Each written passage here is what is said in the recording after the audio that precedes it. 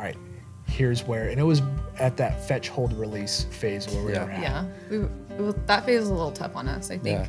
Because I think that's where I saw every time we would do, was it fetch and hold in the garage? Yeah. And she would drop her shoulders and her ears would go back as she walked into the garage. And I was like, something's wrong. Like, she's not, this is supposed to be fun. Anytime if I raise my right hand or my left hand, she's going to turn to her left. When we have spatial pressure, she'll turn the right way, but in an open field, that's the generalization, right? So it's a little bit different. I expect you know what back is, but now we need to figure out which direction's which. So like, let's take punch out. I know I can go shoot 3, 4, 5 ducks. She had some great retrieves. I tried to get her to, instead of coming back to me, I was trying to get her to come back and like hand the bird to me. She just swam right past me, right past Melody, and just swam back to place and just went and sat on place. She went and sat on place for like probably 30 seconds where I had to walk over there and get it. That's hilarious. Cornerstone Gundog Academy. Online resources to help you train your retriever. Welcome to the Build From Here podcast. On this episode, I'm so honored and excited to have a couple on, Jarod and Melody Free. How you doing? Pretty good. Doing good. How are you, Josh? Doing good. Welcome aboard. And let me just say before we get going, it's an honor to have you guys on. We just got back from the field training with your dog, and y'all have done an incredible job. Just the obedience, Punch was just so engaged and just so eager to work for y'all. So I think one of the biggest things that I just want to hit on the front is that you can tell that your dog does stuff because it wants to do it, not because y'all forced it to do it, because y'all built that team bond. So I know we'll get into all that. We'll get into your story and all that, but I just wanted to highlight that because like it very much stood out when we were out in the field. I'm sure even the camera guys noticed, like it was, y'all done a really good job, and I'm proud of y'all. Appreciate that. Been a lot of work. Well, so you made the drive here. Let's talk about that. Where are you guys from? And we'll kind of go from there. Definitely. So we're originally both from the Dallas area, so DFW, Frisco specifically. Born and raised, went to college out on the East Coast, and now we've moved back. We've been there for about 4 years since we've graduated and settled down in a small town kind of northeast Dallas. Nice. Where'd y'all go to school? Liberty University. Okay, cool. Yep. I went there for 2 years, played baseball. Really? Then went to Ouachita Baptist in Arkansas. Nice. So I got to experience all the craziness there. But you're there for... Yeah, I stayed there for 4 years. So it was... At Liberty? Okay. It was kind of a blessing in disguise to do that because we had been together for so long to do long distance kind of right before we got married. Yeah. Just to learn how to communicate, how to be your independent person before you make that big commitment. But yeah, so time has definitely flown by, and now we're stuck together forever. So well, let's talk about that. When did y'all met in middle school before then, or? Yeah. So we met in 8th grade. Wow. I was not as outgoing as I am now. I was a lot more quiet, and I had just changed schools. Wow. It's kind of hanging out by myself. This girl felt bad for me and was like, I'm going to go sit with this. I'm not lying. Wow. Came over, sat next to me, and just started a conversation, and just we clicked from there. And we've been together for... Every time someone asks, how long have y'all been together? I have to kind of do the math. We're starting to get past finger digits, counting. So we're good.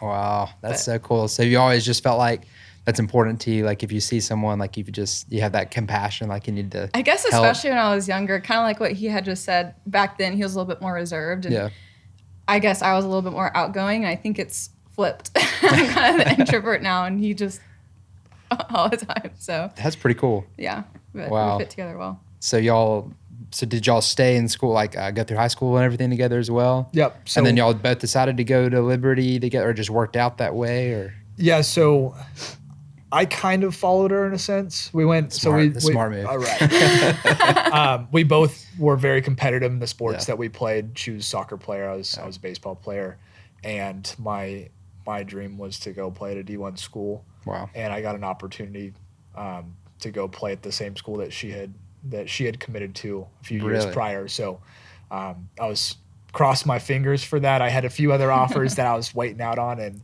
eventually had the coach reach out and was able to go. And hang out there. But it was so interesting because when we did go to college, we've always been just tight. Wow. And always done everything together. Haven't gotten sick of her. Even seeing her every day, I can't get enough. So cool. But then when I went and played at Ouachita, which was, 10 hours plus. Wow. It actually was really great for us because she was able to develop great relationships with girls on her team. Yeah. I was able to do the same on my baseball team at my new school, and now we have, even just on the drive here, we stopped at a friend that I met playing baseball halfway across the country. Wow. That's going to be one of my best friends for life. That's so cool. We're been together a long time. Yeah. And now we've been married about 3.5 years now. That's amazing. How did that conversation go, that decision? I'm sure like y'all were like, hey, this is a big move. Like we're about to be 10 hours apart. And clearly y'all had been together for a while. I bet that was kind of like, did that take some thought or like? It had been boiling over for a while for me. I wanted to play college baseball so desperately. And I was going to do anything to get out and play. And I was only getting a little bit of playing time. The guys that were in front of me were just, they were just better than me. Wow. It's hard to admit. It was hard to admit then. Now I'm cool with it. Takes a real man to be able to do that. They were just better than me. And so no matter how hard I worked, I was always that kind of guy. I was like, the only reason I was on the field was because I worked hard at it. Makes sense, So I wanted to go somewhere. I was like, I want to go somewhere where I can go get playing time. Mm-hmm. And when I told her, I was like, hey, I'm thinking of transferring. I want to go play. And she was like, go chase your dreams. That's awesome. And that's how it's always been. And I feel the same for her. I actually remember that moment. I usually get pretty stressed and anxious about big decisions like that, but I just felt so much peace about it. I was like, I can't, as tired as we are, I can't make you stay here out of guilt or obligation. I was like, oh, do what you want to do. I know how hard you work. So, and like I had said earlier, it was such a big blessing in disguise because of, just how much we grew as a couple, even though we went from seeing each other every single day to now it was like 3 times a year. Yeah. Wow. Because both playing sports, like we can't fly home or drive home. We don't have any weekends to spare. So, wow. But then we got married right after graduation. And so it was just, it made all that so much more sweet, so much more perfect. We cherish that time so much. That's really cool. So much more. Yeah. I'm sure that seems like it strengthened you guys' bond. And now you're, if that's, that strengthened your bond, training a dog together. That was a whole new test. That was a whole new one. Yeah. So before we kind of get into the dog training, we got to talk about hunting. So y'all both hunt. Y'all are both passionate about hunting. I don't remember the exact story, but I believe you were into it first, and then maybe you introduced her to the sport. How did all that go? Who got you into hunting, and then how did you get her into hunting, and what time and timing of all that? Me getting into hunting is actually pretty funny. I was 10. My dad got me a little youth model 870. Nice. I was obsessed with wanting to go shoot it, but we'd go and hunt dove every once in a while. My dad, he grew up down in like South Texas area, like Port Arthur, Orange, duck hunting in the marshes, back when you could, no one would catch you sneaking onto people's land.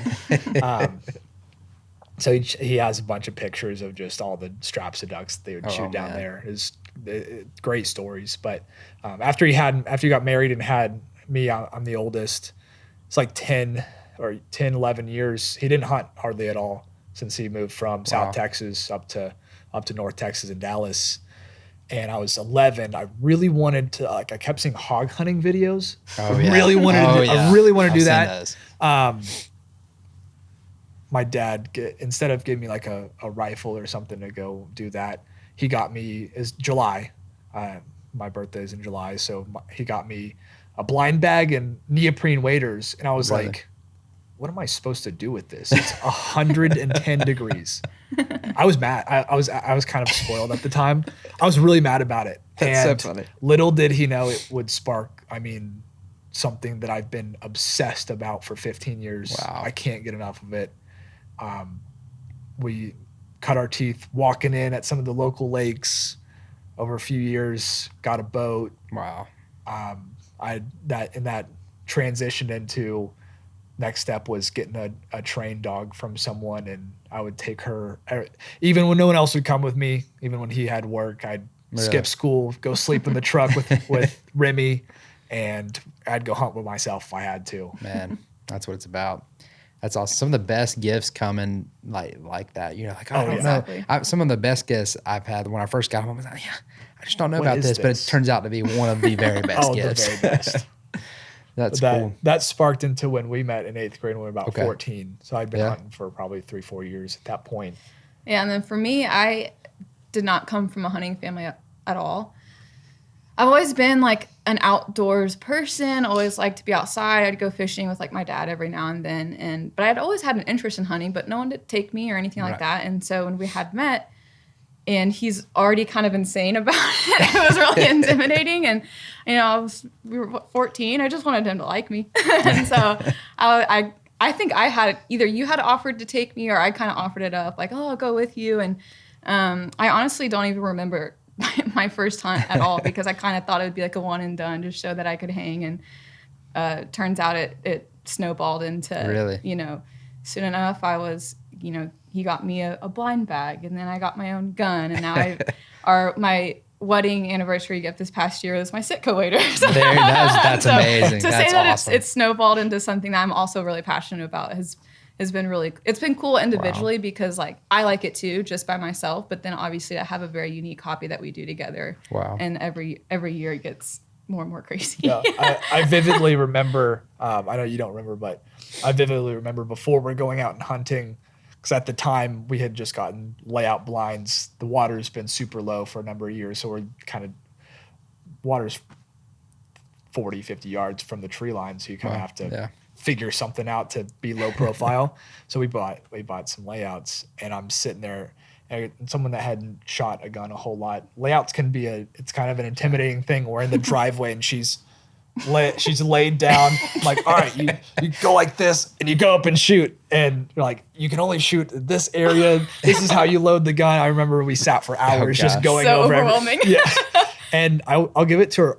Our first hunt, funny enough, we shot like one bird, and it was this beautiful plumed out late season Drake shoveler. Oh, and yeah. I couldn't even see it. It flew in straight into the sun, and she popped up. I didn't even see it, and she shot one time and killed it. I think he's making this up because I do not remember this. I got the picture. There's a picture of it. I just don't remember. I got the picture. It's real. It's a really funny picture. I'm just like holding it in waders that are way too big for me. That's so cool. But it's blossomed into something where we get to share it together now. And That's really special. now For throughout the past 18 months training punch together. And it's the same thing that we've always done, just pretty much everything together. I know some guys like their alone time. Personally, I like to share it. Yeah. So I like the team effort thing too. I mean, there's Right. nothing better than that. And like you said, it makes sense for some, but that team effort thing is the way to go because you Totally. just get to enjoy things. And like, there's just some moments out there hunting that you can't describe it to people. I mean, we can try to describe it as we're on this episode, but you don't know it until you've been there. You have to experience it. 100%. So punch. So clearly y'all, we're going to fast forward. No dog in college, I imagine. Too busy. Yeah. So y'all got married. A lot of people get a dog when they first get married. Was that the case, or did y'all have to wait a little bit? What was y'all's idea on like, we need to get a dog? We waited for about a year. Yeah. I knew, given my previous dog, Remy, I knew how important it was to have a good bloodline. I know it's not terribly important to have first pick, but I was like, it's going to be, we need a year to save up. I want to send her off to get trained. I want all this stuff. And at first she was like, I don't want to get her trained. I was like, convinced her into it. We saved up for It's expensive. It's very expensive. And so we saved up for a calendar year. At the beginning of that, we got in line for first pick female from Tim Seguin down at Blazing Gun Dogs. Not sure if you're familiar with him. Oh, yeah. But, killer dogs. And it was probably a year into it was when we ended up getting punch. Wow. That's awesome. So y'all were saved up for training. Yep. What was that, the previous experience? I think you said you had another dog that was already trained, right? Yeah, I did. Your dad sent it to training, or you sent it to training, or how did all that go? And So we got Remy as a started dog. okay. She was about a year when we got her, and we just had seen she was a little more timid, but she was very sweet. Yeah. But I mean, there was no mark, there was no blind that this dog really couldn't do. And Wow. I know a lot of guys like to boost their dogs up. She was great. She was great. Yeah. I mean, I love, like, one of my favorite memories was we shot this bird and it sailed off. I mean, 250 yards across this lake, like across this finger of the lake, landed in the bank on the other side. She was over retrieving another bird, and so line her up, send her on it, swims all the way across, tell her to hunt it up on the other side, gets it from under a log and brings it back. Like, this was this That's type amazing. of, I mean, it was something that, like, amazing. I would have never gotten that bird ever. And so that was kind of like, chills talking about it. I mean, it's one of those cool moments because she'd do things like that all the time. So Wow. our next dog had big shoes to fill, and that's why I saw the importance of Yeah. going and getting a dog trained. I'm like, I could never do that. I don't have the time. I don't Right. have the energy, the knowledge, yeah. all of it. It's too much. I can't handle it. Yeah. And so that's why we ultimately, like, at the beginning, it was like, all right, we'll save up this much.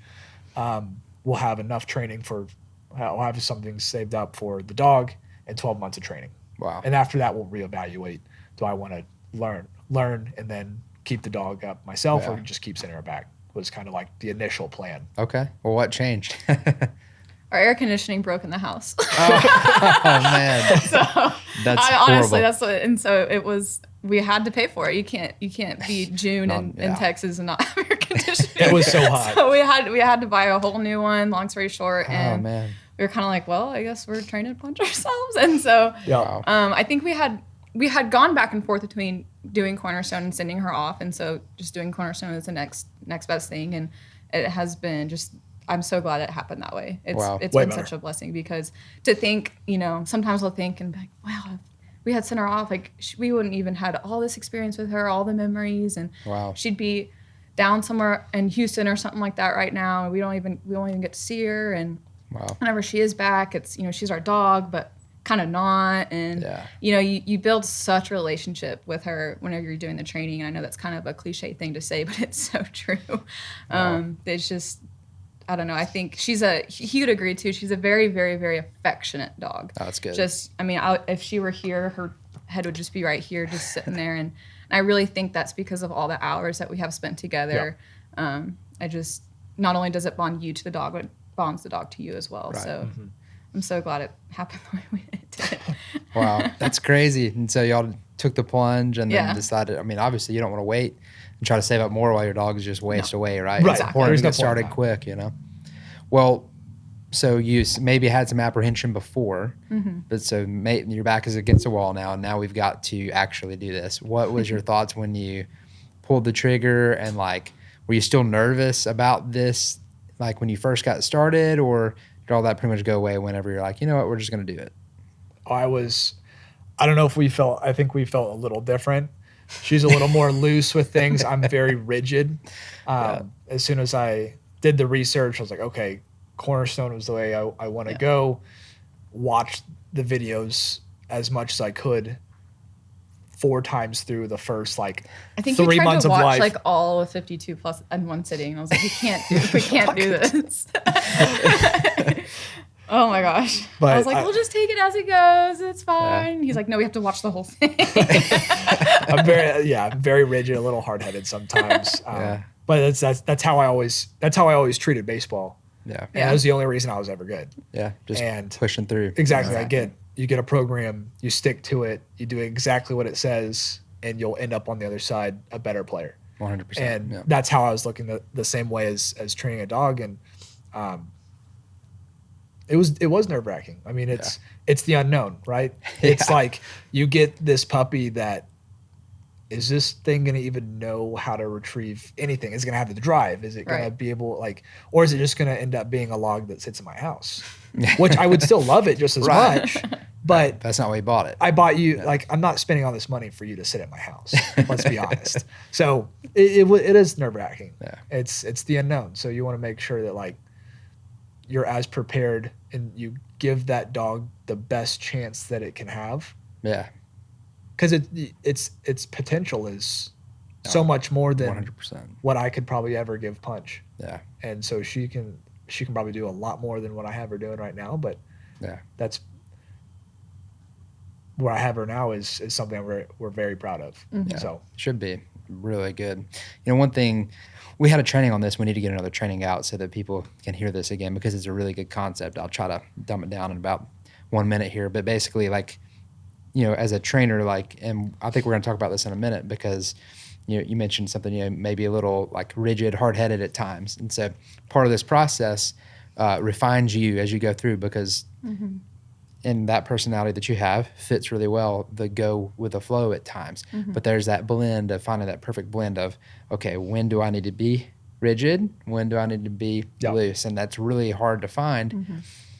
But you can't find it through trying to get it here. You just have to feel it, and you have to experience it and go through that process. But we, trainers go through like a 4-phase process themselves. Like both of you, everybody, I go through it. Every time I train a dog, we go through it.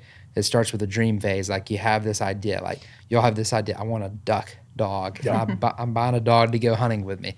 Y'all's dream kind of got turned upside down because it's like you had one plan, but now we got to alternate, which is great. But then you go through the process of starting to train. And a lot of times we run into what's called the dip phase, right? That's where, we were on cloud 9, but now we're not because we realize how far we are from that dream. And so there's one path forward at this point. It's develop. It's to grow. And you have to go through the development phase. And once you go through development, you can finally go to the demonstration or the fulfillment of that dream. But really where the rubber meets the road is from the dip to the development. Those are the two most important parts. And as you grow through the process, that's how you're going to get there. So, and it seems that y'all have already done that. We've already talked about this a little bit when we're out in the field, but some of the challenges maybe that you face, right? It sounded like you wanted to just follow it perfectly to the T, and that's good. But there's, one of the things in Cornerstone is that it is meant to be followed, but it's meant to not be rigid. It's meant to teach you what you need to know so that you can make adaptations on the fly. You can make choices on the fly that work. How have you all found, how long did it take you to figure that out? Was it something like that was clearly obvious, or it kind of like was just a slow unfold as you went through some of the weeks to where you're at now to realize, okay, maybe we need to do things from different angles at times? It took me longer than I'd like to admit. I think it took me 7 months to realize that. Yeah. And the only reason I did was because of her. And that's why I think like when Josh, when me and you talked on the phone, and you said, "Oh, let's do this podcast. It sounds really great." Yeah. And I said, "I need to do it with Melody." Yeah. Because I would not be anywhere near where we're at right now without her. Right. Because she's more fluid, and I'm a little bit more rigid. So having the mix between the two, we did 7 months of obedience because I had to make sure that she did everything exactly perfect before we moved on. And Melody's like, I hope we don't need to spend 3.5 weeks on heel. But we did. but I did because I'm a little hard-headed. So it was amazing once we got to that point. Right.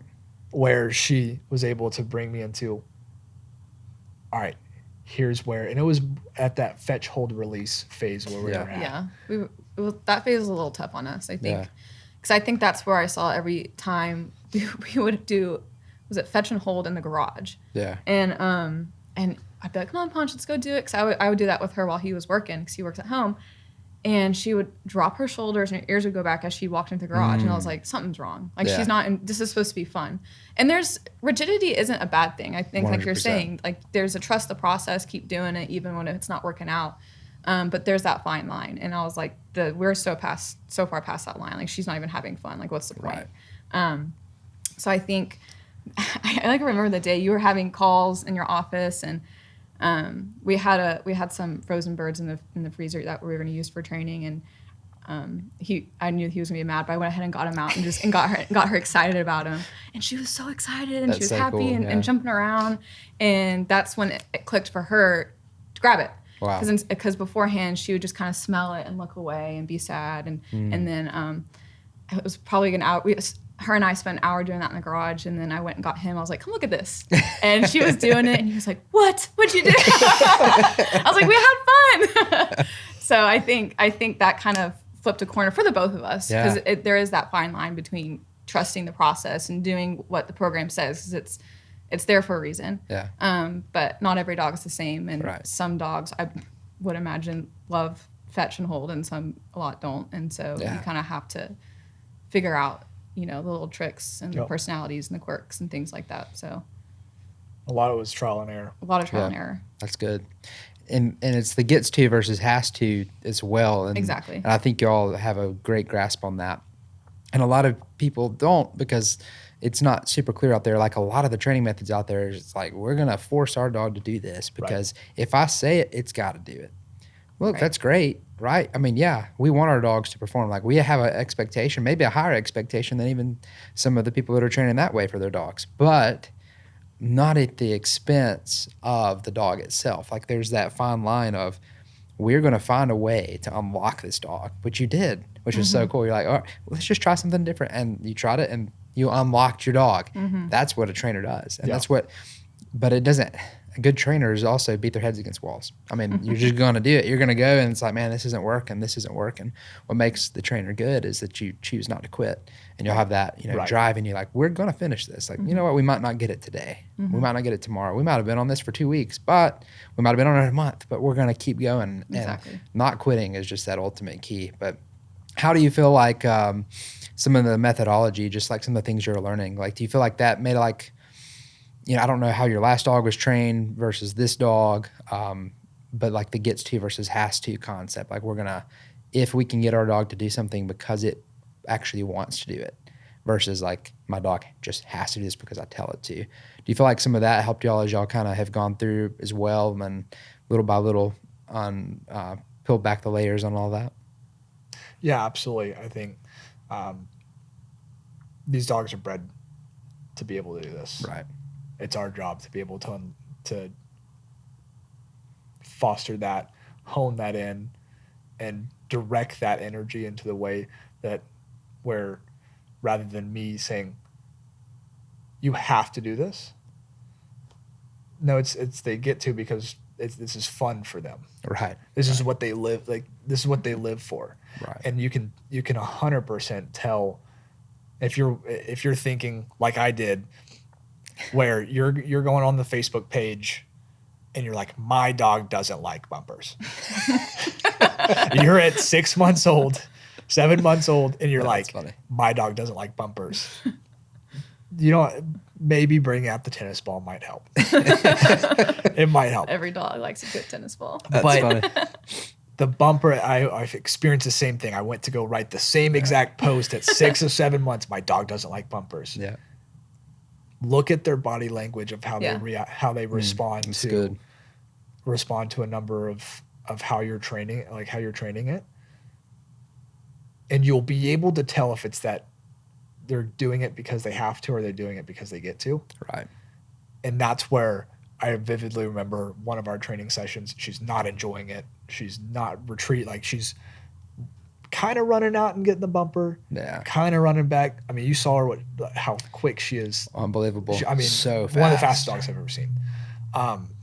That's not just because she's my dog. It's legitimate. It's crazy impressive. She got wheels.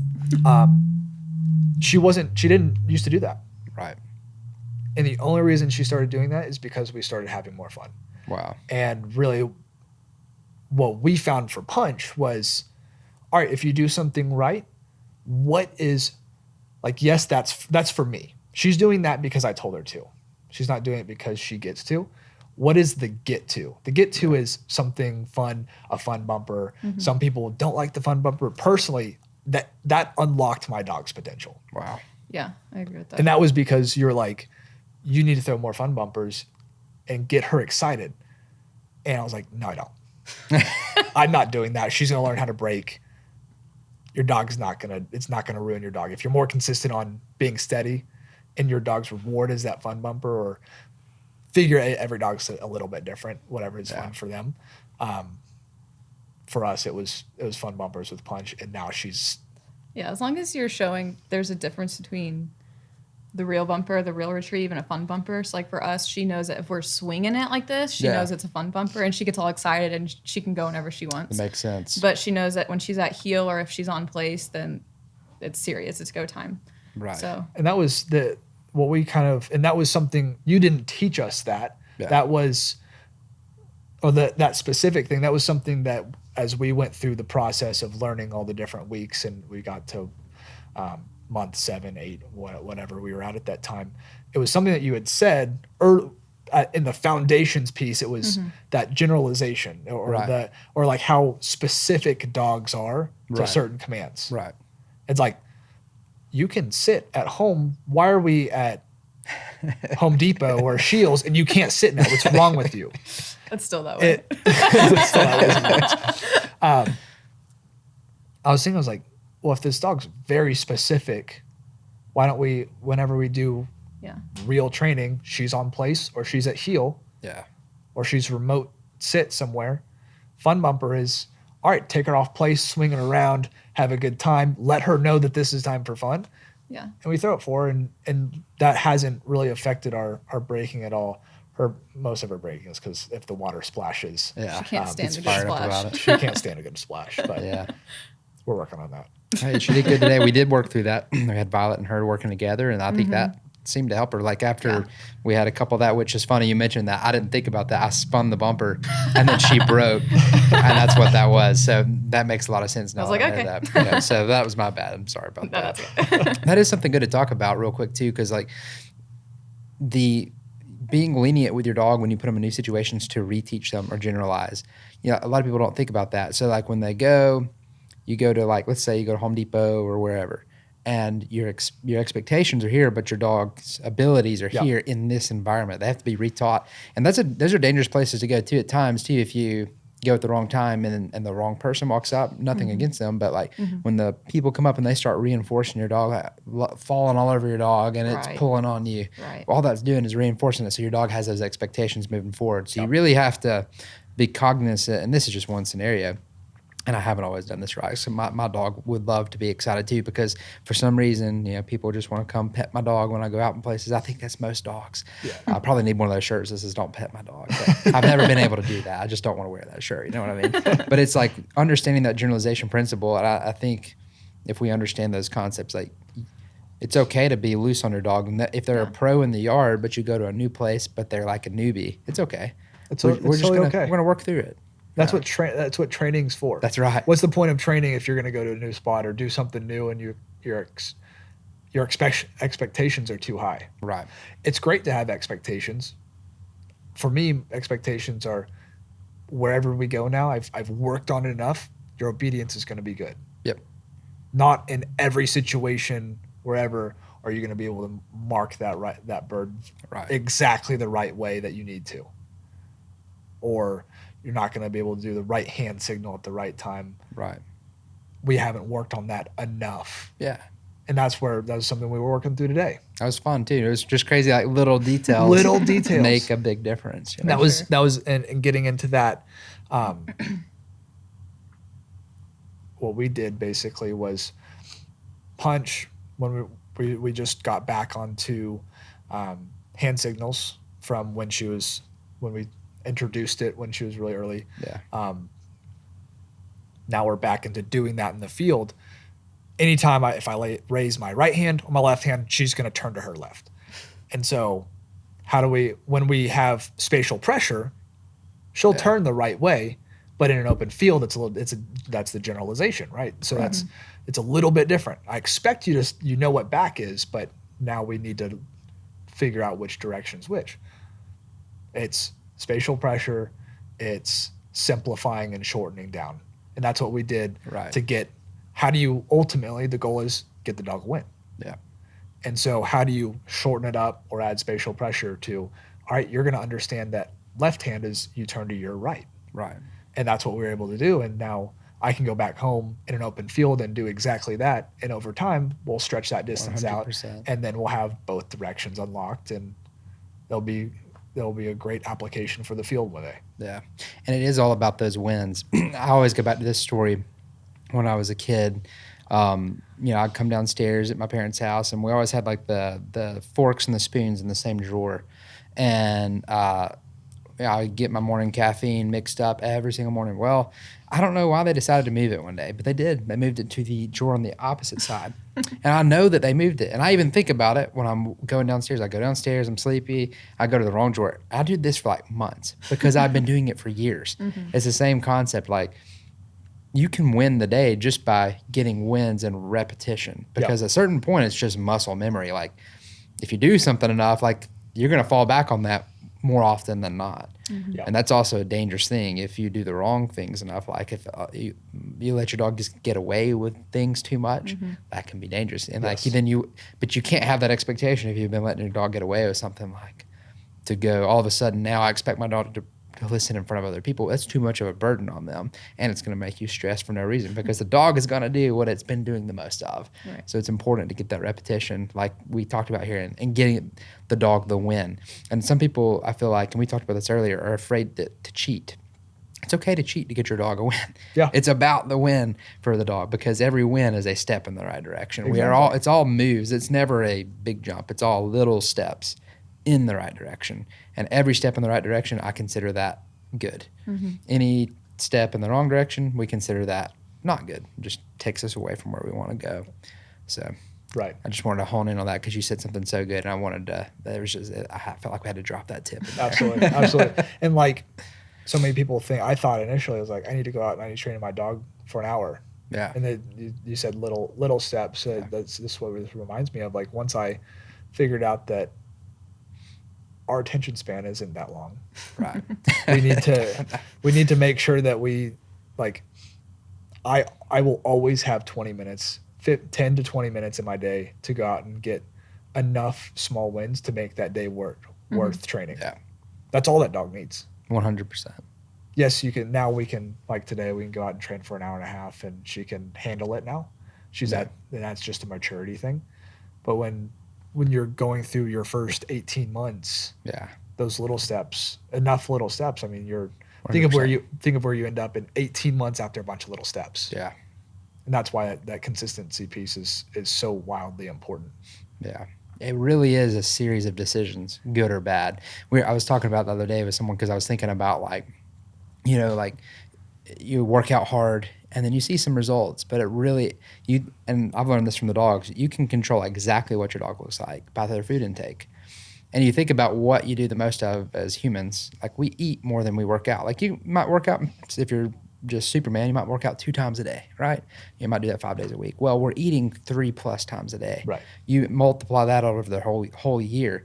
Even if you're not doing a lot during those times, it's just the compounding effect of little decisions, whether good or bad. Eat bad over time, feel bad.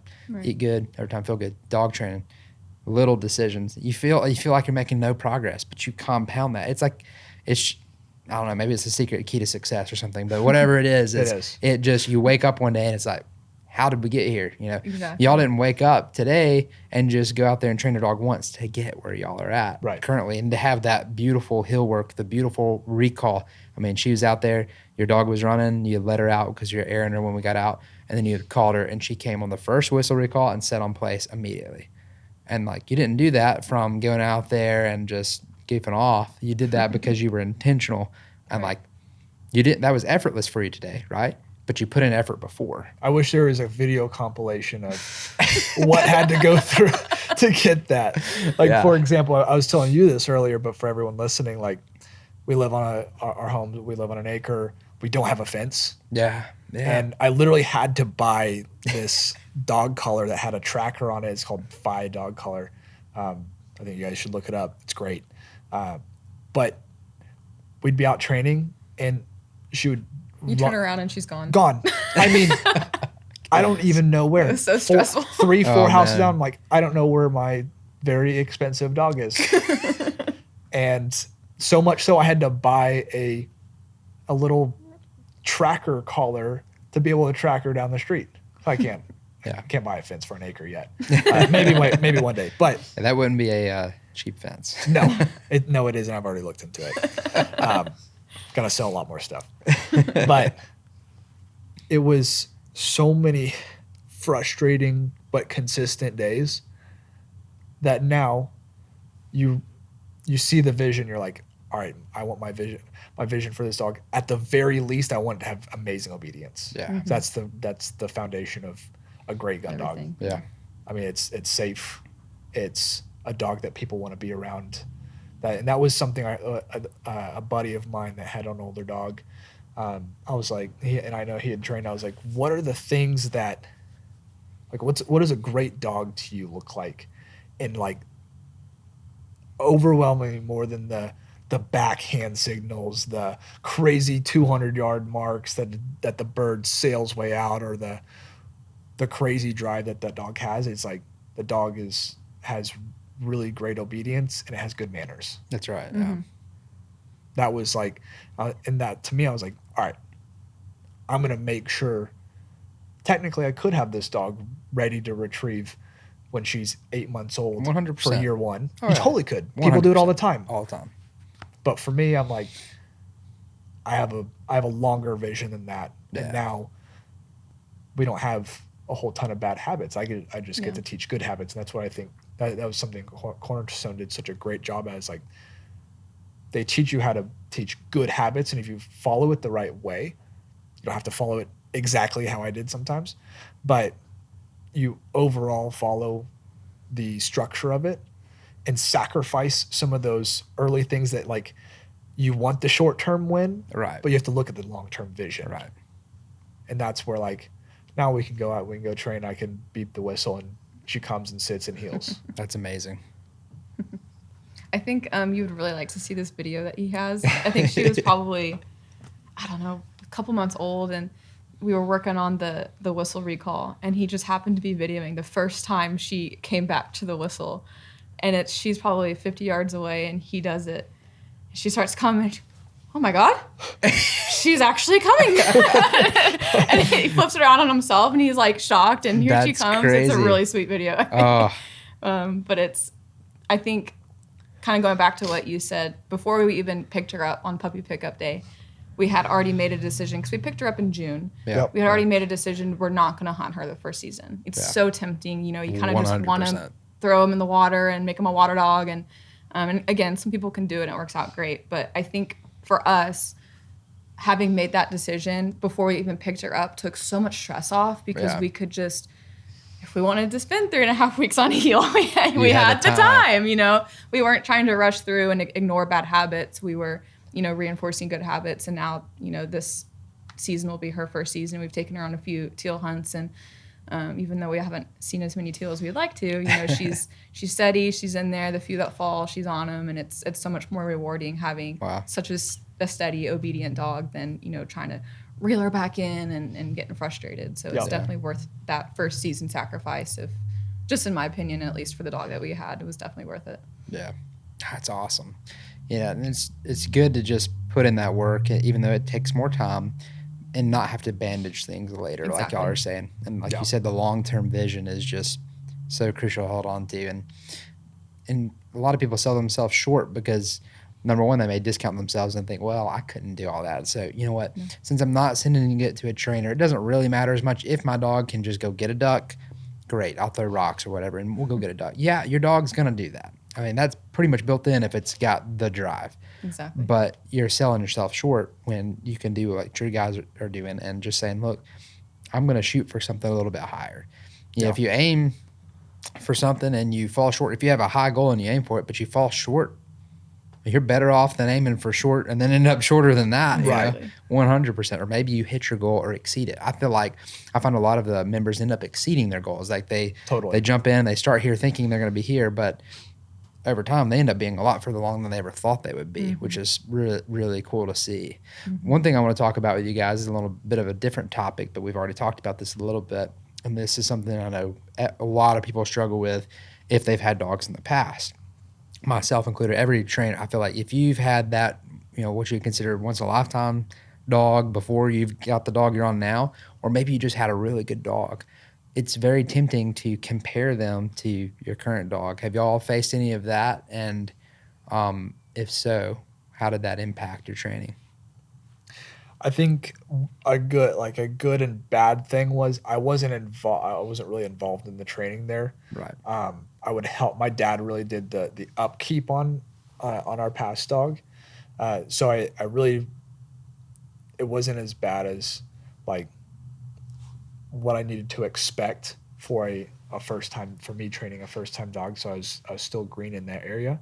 I think what you're talking about is I might miss out on a few things, or I might,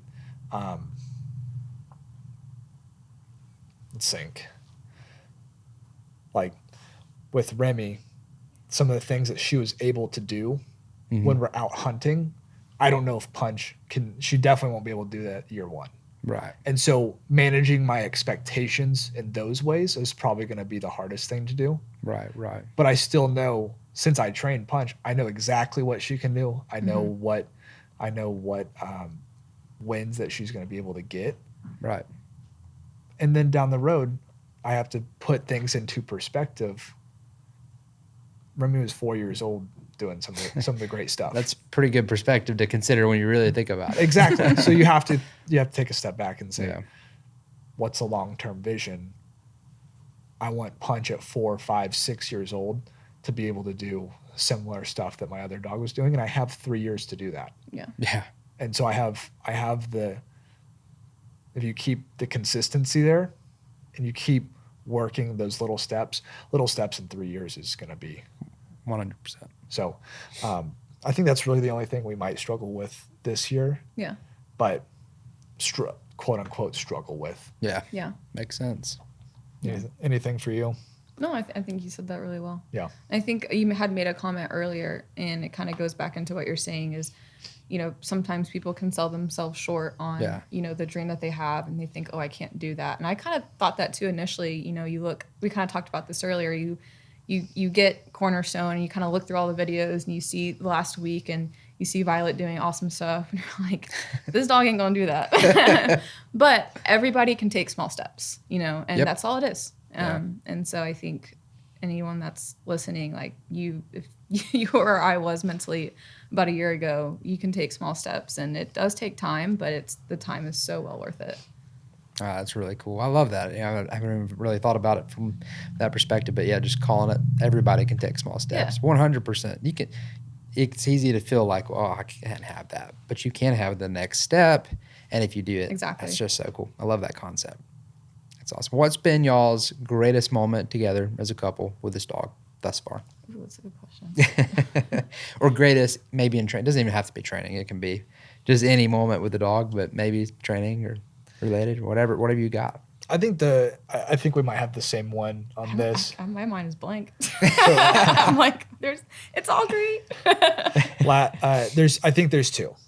One, it's for the dog, and the other is for us.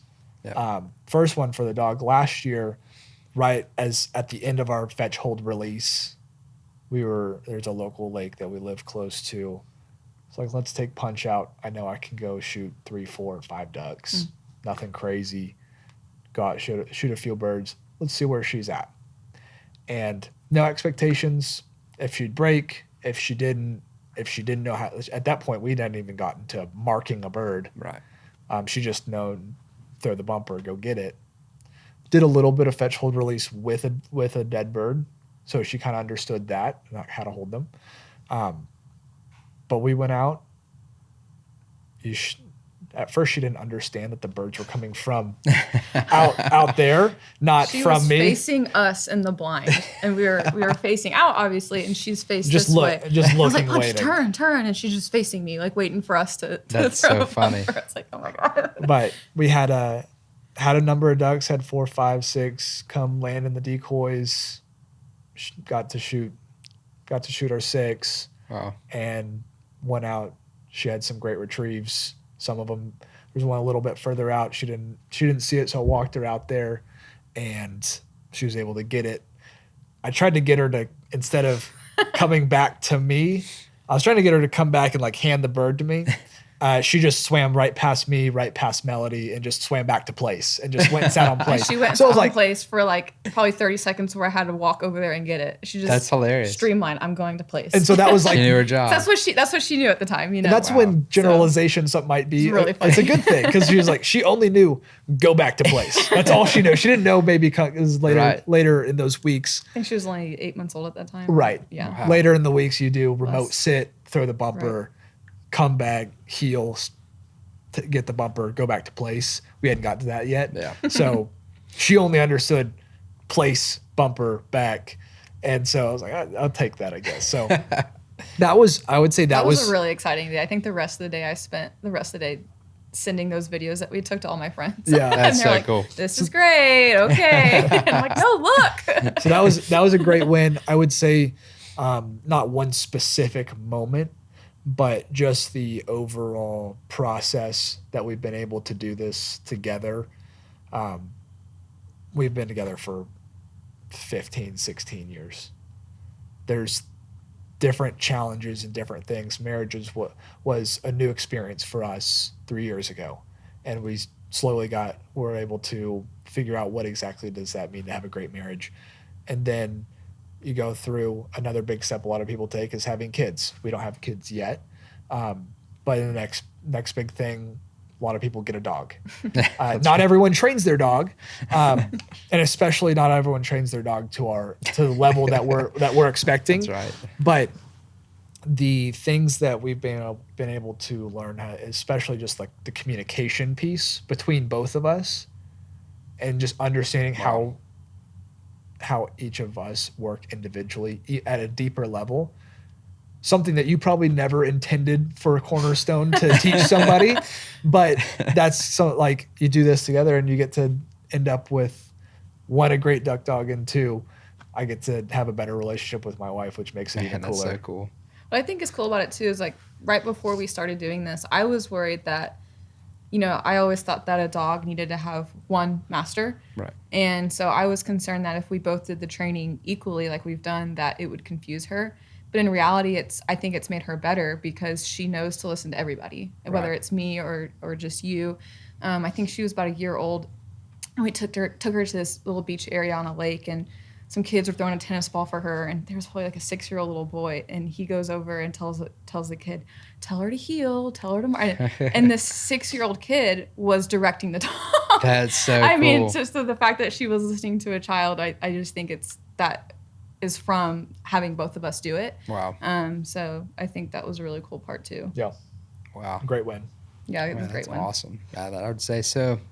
Well, what would be? I mean, it's been just an incredible episode. I feel like we've covered so many good nuggets, and just it's been amazing to hear y'all's story. And even that, like you're right, that is a surprise. Like we weren't even thinking about Right. that with We never Cornerstone, thought but about that's so cool.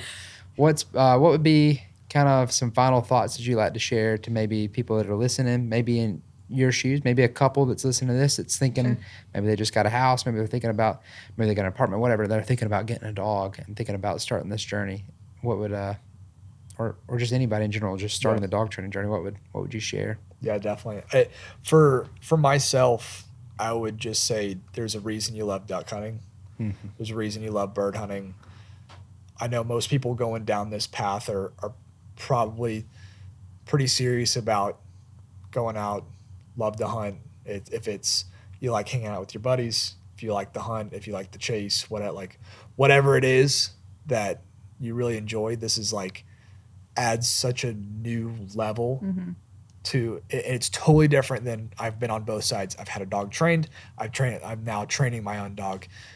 It is such a next level experience. Gives you something to do throughout the whole year. You end up having a bond with a dog that you didn't know was possible.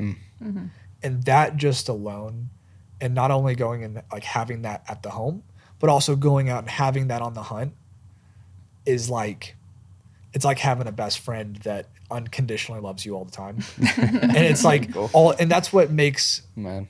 and like someone that's 18 months, 19 months down the road now, it's something I didn't understand that level of love I could have for an animal Wow. 18 months ago. And so it's like, You won't be able to feel it until you feel it. And all those little steps, all the frustrating days, all the holy crap, I'm not doing the right thing. What's wrong with me? What's wrong with my dog?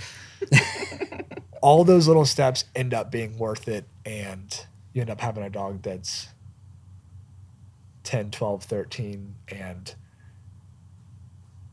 sucks when you lose it. Yeah. And it's like, that's the price of having a good bird dog is, I've experienced it once. Oh yeah. And it sucks, but Yeah. it's worth it. Like every piece of it is so worth it. Yeah. So. Yeah, absolutely. I think, we talked about the once in a lifetime dog, and there's so many people who I'm that person that every dog I have is a once in a lifetime dog. And obviously we're a little biased.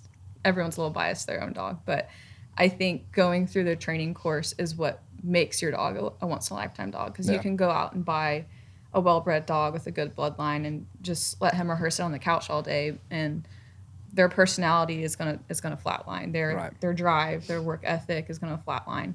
But when you and your husband or your spouse or your family and your friends go out and put so much into the dog, they put back into you, and that's what creates that once in a lifetime dog. And so she's only a year and a half old, and we'll just be sitting on the couch and we'll just be like, is she that once in a lifetime dog? It's so cheesy, but she's sitting there, and again, her head is just right here all the time. She's so physically affectionate, which I've never had in a dog. So I really think, and for anyone who's listening, whether you choose Cornerstone or a different program, the point is yes, they're just animals, but there's something special about the dogs. And so, definitely take the time and energy to invest, because it's worth it for sure. Wow.